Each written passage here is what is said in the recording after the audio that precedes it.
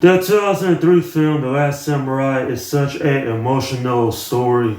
Like, literally, this is a film that I cared so much about. It was my first time looking at it. And certainly, this is also one of the best films that Tom Cruise has been a part of.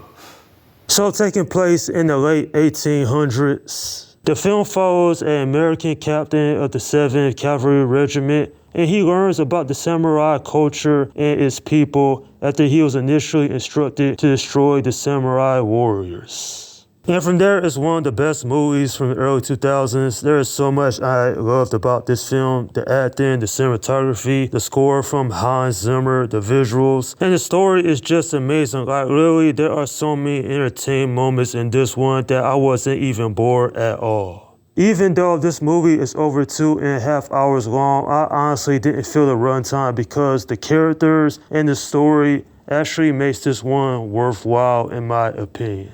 I can't believe it took me 20 years to finally see this movie.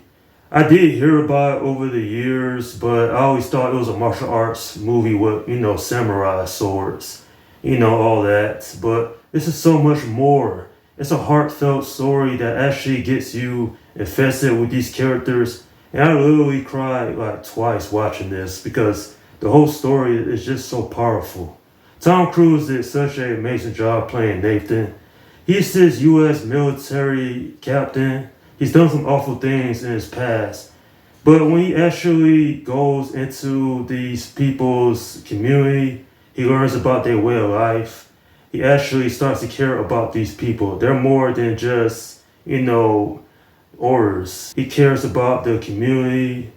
And the thing is, Tom Cruise actually learned Japanese and took some, sword training just for this role. It's all about dedication. Hiroyuki Sanada actually does a great job playing the leader of this community.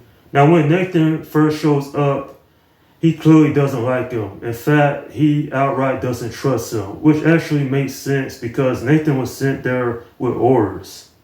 And not only that, but Taka, she is a very interesting character. There's not much known about her. I wish her character got a little bit more character development.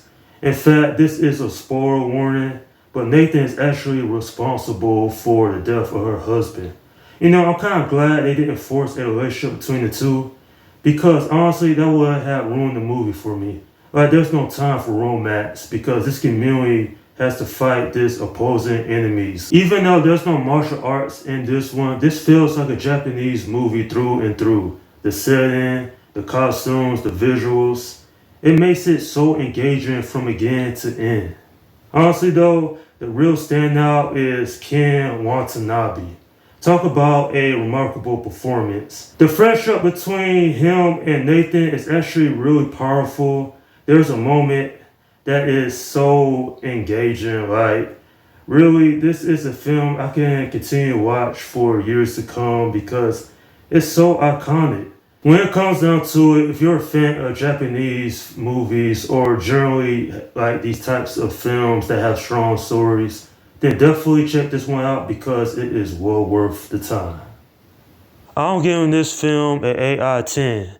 Even though I'm not familiar with the director Edward Zwick, since this was the first movie that I had seen from him, then I definitely want to check out the other movies he has directed throughout the years. Because this one right here is really something. Seeing Nathan go through this journey, it was quite thrilling. He made some new friends, he learned about the Japanese culture, but most importantly, he found his honor. And that's why I love this film, because Nathan, he really didn't have anything in the beginning of this one. But by the end of it, he found his peace after being troubled for so long. And that is my review of The Last Samurai. Alright, leave your comments down below in the section and let me know what you think about this movie. Okay, this is Slim Guy 172 saying peace out.